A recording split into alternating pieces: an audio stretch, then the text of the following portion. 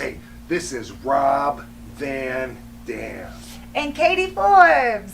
And you are watching Long Island's #1 wrestling broadcast, Monte and the Pharaoh. Hey. Hey, this is the franchise Shane Douglas, ECW's original World Heavyweight Champion. Right now, you're watching the #1 wrestling podcast on all of Long Island, Monte and the Pharaoh. Monte and the Pharaoh.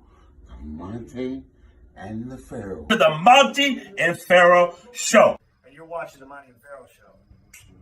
Monte and the Pharaoh. With Monte and the Pharaoh. Monte and the Pharaoh. Monte and the Pharaoh. Monte and the Pharaoh. Monte and the Pharaoh. Monte and the Pharaoh. Monte and the Pharaoh. Monte and Pharaoh. Monte and the Pharaoh. And Monte and the Pharaoh. Oh, is it Monte and the Pharaoh? Monte and Pharaoh. The Monte and the Pharaoh Show. Monte and the Pharaoh. To the Monte and the Pharaoh Show. And it's Monte and the Pharaoh, baby. Monte and the Pharaoh. With Monte and the Pharaoh. Monte and the Pharaoh. Oh, what a rush. We've got the future Hall of Famer, that rocker, Marty Jannetty, and MJ in the house, and I'm sitting here with two more future Hall of Famers, Monte and the Pharaoh. We're doing that stuff and we gonna rock it.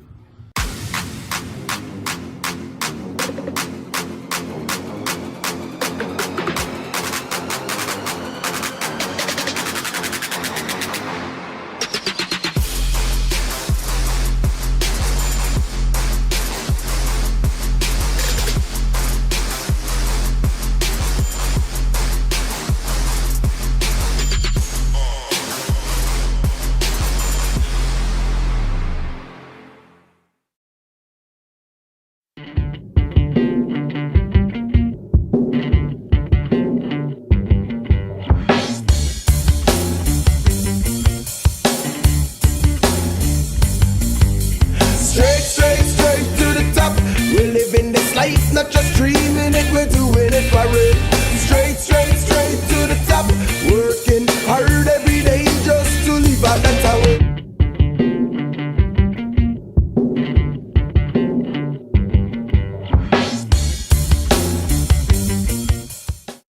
My son, my youngest son, was sitting with me watching TV, and I had a very quick temper, and the tray broke.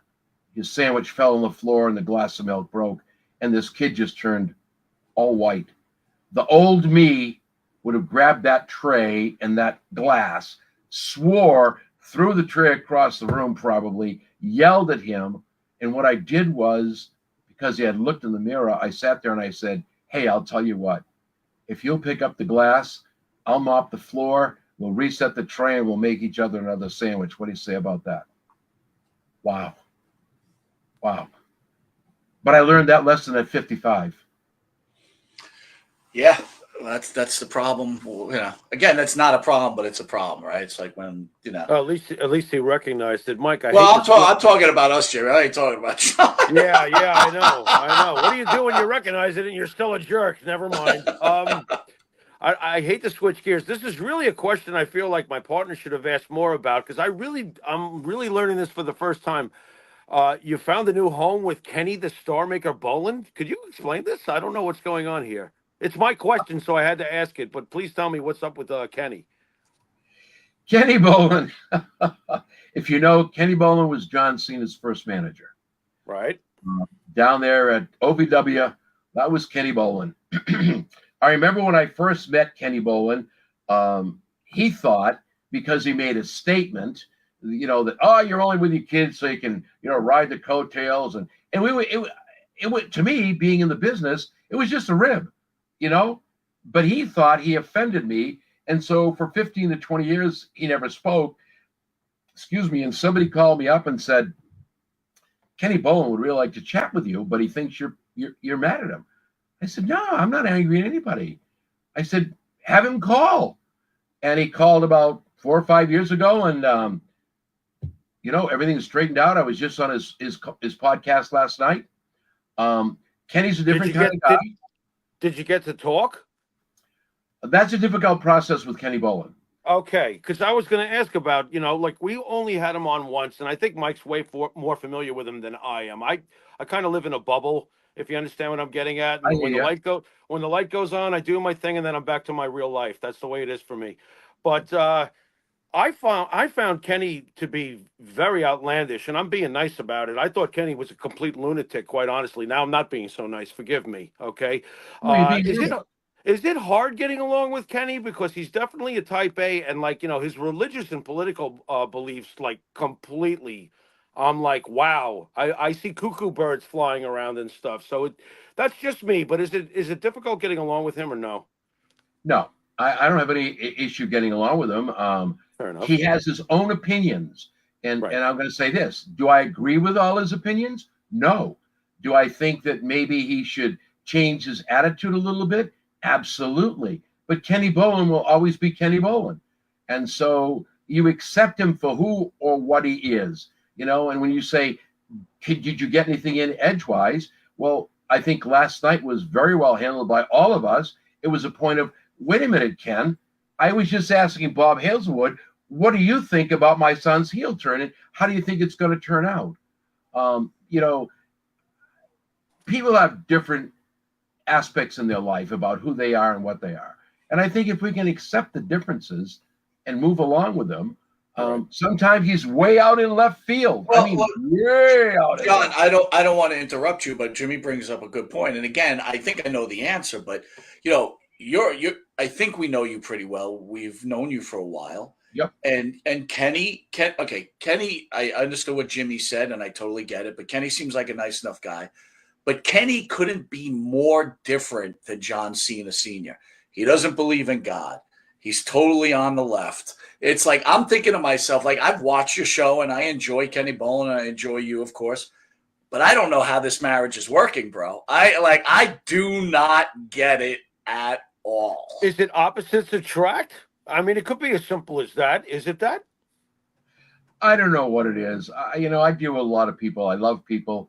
I deal with all kinds of people. And I think when you begin to say that, thank God, God made us all different, and I think when you look at a person like that, Kenny, for the first time last night, he actually said, "Oh my God." I said, "Whoa, Kenny, you didn't say that, did you?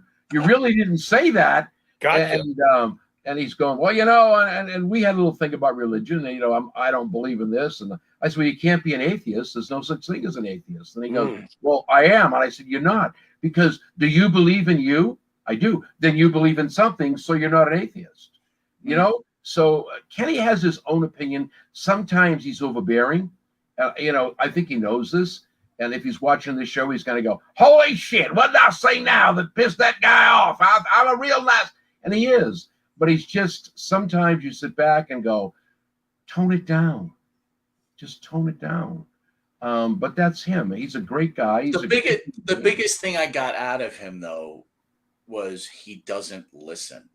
Like we spoke about, like hearing each other's sides and calmly discussing stuff. And whether you believe in something or not is a totally different thing, right? Everybody has a right to do and think what they want.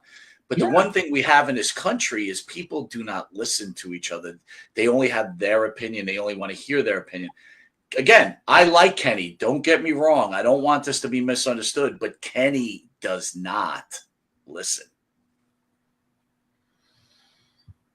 I might disagree with that statement, maybe in your opinion, but I think he does listen.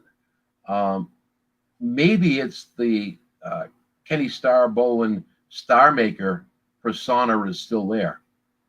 I think that man, I don't know how to put this. Isn't that awful? I think he's got a big heart. I think he really is a very genuine person. I just think the persona that comes across paints him in a different light. People say to me, "Well, you're religious." Yeah, I believe in God. If you don't, but you believe in something. So who am I to tell you who or what to believe in? That's your opinion. That's great. So Kenny Bolin is a different person. I may look at you and say, "Gee, I don't like your goatee," but or your beard, but that doesn't make you a bad. All right, but all right. So, but John, let me challenge you on this then, right? You are a religious person. Jimmy and I both are also very religious, Yep, and it's good.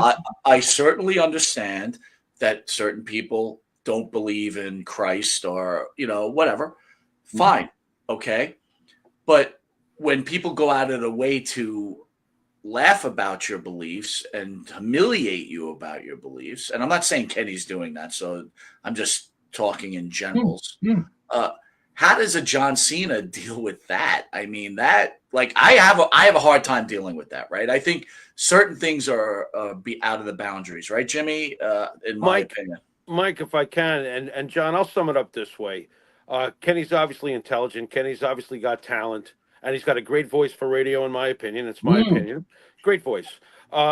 It's his aggressive absolutes. It's the way he delivers his ideology. It's aggressive and it's absolute. And no one wants to be preached to in that fashion. Jesus certainly didn't do it that way. Certainly not. He was never that way. The only time he got forceful is when he saw them selling wares in his temple of prayer. Outside of that, Jesus was never, ever aggressively absolute about anything. I think it's the way the message is delivered. That's what throws me off about Kenny. Well, as I said before, when you listen to him speak, if you don't know the man, you can only, and a poor choice of words, and I don't mean to use the word judge, but that's how you judge it. You look at the book and then you see the pages and you go, wow, this guy really is off on a tirade, or he's here or he's there. But that's not the real person, and when people don't believe or don't want to believe, or they think you're foolish to believe, people knock at the door and say, oh, you got the wrong deal going here. All you Catholics are crazy. All you people well, you know what? Let me tell you something. We're all a little bit crazy, but how can you deny, and I mean this, the order in the universe? How can you deny what you see? Jesus himself said it very plainly. If you don't believe in me, then believe in the things that I do. The blind see, the lame walk, the deaf rise. It was very, very simple, very simple. And so when people say to me, oh, you're out to lunch, I don't tell you what to believe in. I don't tell you how to believe. Sometimes when people do those things, to me, they're insecure in their own belief. Not only in a God, they don't believe in a higher power, and do whatever you got to do, but you're insecure. When I did a lot of theater, when you had some scenes where it was sad, people would laugh. And it wasn't because they thought it was funny. It was because that's how they released their emotion, because they couldn't release the tears. So that's how I look at people. They go, oh, Jesus was a nice guy. Yeah, okay, he was a nice guy. Whether he was the son of God or a prophet, he certainly brought a great message. And the great message was love everybody. It's you look at all religions, they all have their issues, they all have their problems. And when you look at some of the religions, you go, whoa, you guys are really off the deep end. You guys are really too far to the left. Or nobody's in the middle. So the only thing I can say is this. Believe if you wish. Do not believe if you wish. I choose to believe. And if I'm wrong,